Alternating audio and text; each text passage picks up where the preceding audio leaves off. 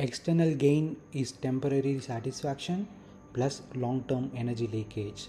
External gain means money, prize, validation, status, attention, sex, admiration, followers, approval, achievement. The world teaches you once you get these things, you will finally feel complete. But observe carefully. The moment you receive the thing, there is a temporary high, a hit, a stimulation, a rush. Then something strange happens. The mind immediately begins leaking energy. Why? Because now you must protect it, maintain it, repeat it, fear losing it, compare it, measure it, grow it. The achievement that promised freedom becomes psychological maintenance. That is the leakage. A man without fame suffers because he lacks fame. A man with fame suffers because he must now carry fame. Different prison, same bondage. The mind says, once I get the girl, I will relax. Once I make money, I will relax. No. Now begins fear of losing her, need for assurance, comparison, jealousy, performance anxiety, emotional dependency, temporary satisfaction, long term psychological taxation. The same with money. A poor man fantasizes about wealth. A wealthy man fears collapse. The nervous system never rests because the mind is structured around acquisition. This is why human beings achieve one thing after another yet remain internally exhausted. They confuse stimulation with fulfillment. Real fulfillment has a completely different texture. It does not produce agitation. It does not require maintenance. It does not create fear of loss. The moment something creates psychological dependency, it begins extracting energy from you, even admiration. At first, attention feels pleasurable. Soon you start checking, how am I perceived? Am I still respected? Do they still desire me? Now your inner state is outsourced to the reactions of strangers. That is slavery. The world calls it success. A free human being may still possess money, relationships, success, beauty, recognition, but inwardly he leans on none of it. That is the difference. The ordinary man uses the world to fill an internal emptiness.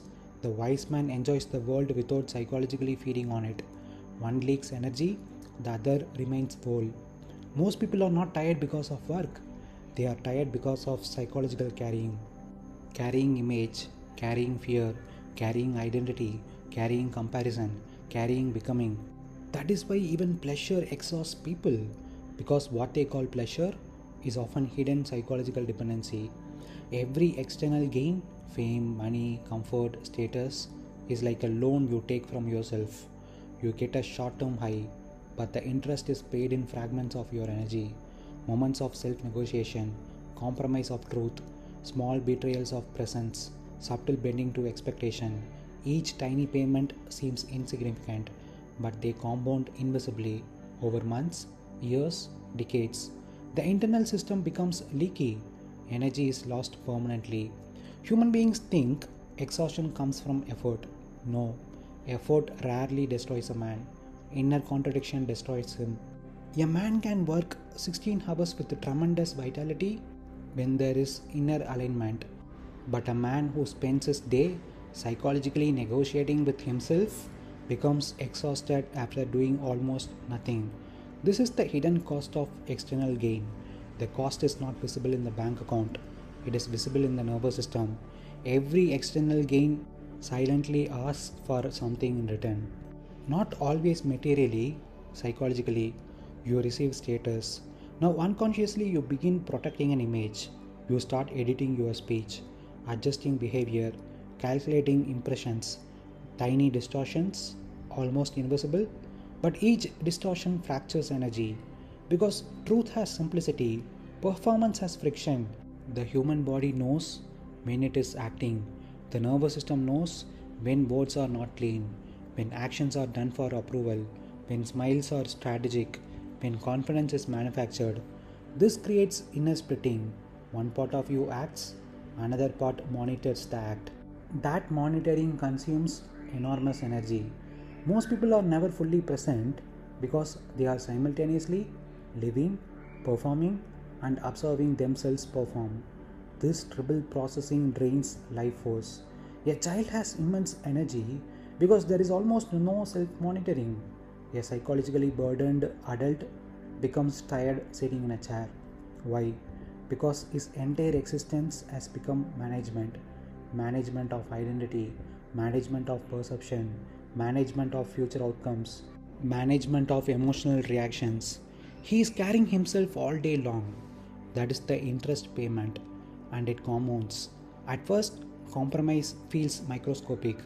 You slightly suppress what you really think, you slightly exaggerate, you slightly pretend, you slightly chase approval, you slightly abandon silence for attention. Nothing dramatic.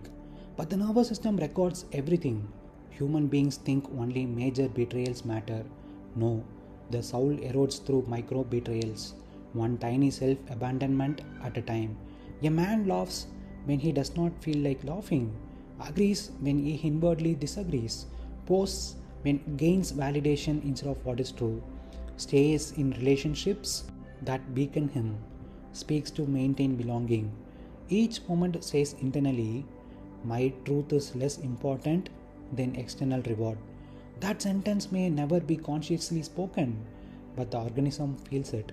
Over time, vitality decreases, not because life became harder, because self betrayal became normalized.